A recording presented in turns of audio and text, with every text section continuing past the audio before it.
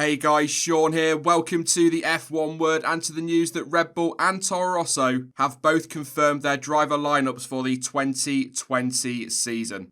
Starting at Red Bull, and it will probably come as no great surprise that they've chosen Alex Alban as Max Verstappen's teammate for next year. So let's get the newsy bit out of the way first, and an official statement from the team read: Red Bull Racing is excited to confirm that Alex will continue to race with the team in 2020 alongside Max. Since making his debut with the team at this year's Belgian Grand Prix, Alex has impressed with his approach in all areas, scoring 68 points and finishing in the top 6 in every race he has contested for the team. Alex Alban himself added, "I am really excited to be partnering Max again for next year, and I know how fortunate I am to be given this opportunity. I'm hugely thankful that Red Bull have put their trust in me and believed in my results since I joined the team, and for them to keep me in the car next year is a big deal. This year has been an incredible year for me, and getting the call up to Red Bull mid-season was already a big step, so now I will use the learnings from this season and use the experience to improve and fight at the front in 2020.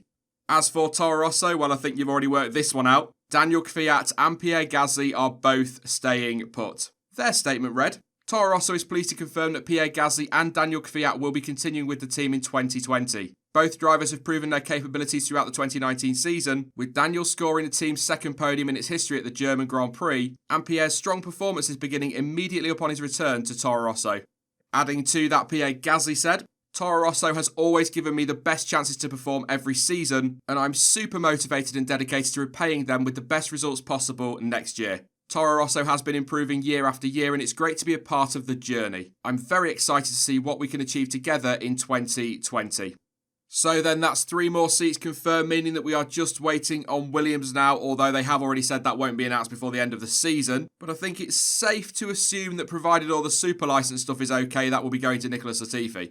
I don't think either of today's announcements are going to go down as too much of a shock with most people. Alban has been extremely good since taking Gasly's seat at Red Bull and has performed much better than Pierre. I mean, yeah, his qualifying performances still seem a fair way off Verstappen in terms of lap time, and that's an area he will need to improve on next season. But when you consider the fact that 12 months ago he was set to be racing in Formula E, and just 4 months ago he was driving a Toro Rosso, not to mention the fact that this is his rookie season, I think he should be cut a little bit of slack in that area. And ultimately, where it matters in the race, he is picking up the points and consistently finishing inside the top 6. And I'm going to say it again. This season, that is exactly what the second Red Bull driver needed to be doing. And actually, 6th is his worst finish for Red Bull. I can't lie, he's really surprised me because I thought it was way too early in his F1 career to be making the step up to Red Bull. But like I say, he must bring that quality deficit down next year. I don't expect him to be beating Max, and to be honest, I don't think Red Bull wants him to be beating Max, but he needs to be closer over 1 lap. That being said, as I've already touched on, I guess it's the points that matter. So as long as he's grabbing those 4th, 5th and 6th places, he's doing everything he needs to do.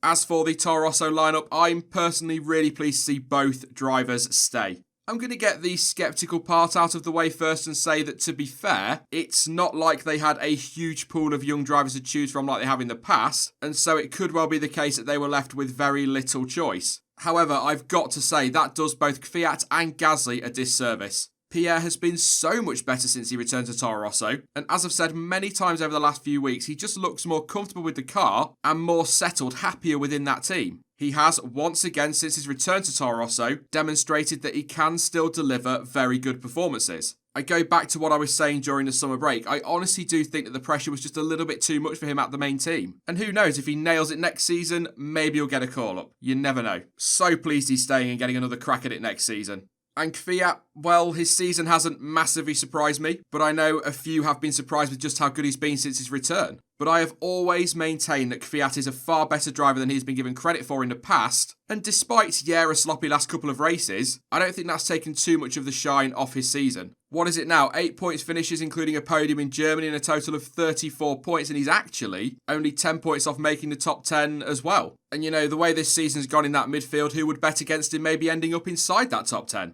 I'm honestly not too sure how long he will get at Toro Rosso though, certainly next season, but beyond that, who really knows? And actually that probably goes for Gasly as well. There are some young drivers at Red Bull we'll be keen to give opportunities to in the near future, and so sat here right now, it does feel like next year is an important one for both of the Toro Rosso boys. They are going to need big seasons so they at least have other options available should the team decide to look elsewhere. But obviously that's a long way off at the moment, so that's something we can discuss more over the winter. But Fiat has been more than good enough, in my opinion, this season to keep hold of that seat for another year. All in all though, like I said earlier, neither announcement is much of a surprise, and I do think they are both the right call. But that is it for this video, and you can let me know your thoughts on today's driver announcements down in the comment section. Now, I will be back soon with more content as ever, and don't forget I'll be live tomorrow night over on the other channel to preview Season 6 of Formula E, and there is a link to that channel below if that interests you. But in the meantime, don't forget that you can of course follow me over on social media, and all of the links you need for that are in the description down below. But as ever, thank you for watching. I've been Sean, this has been the F1 Word, and until next time, goodbye.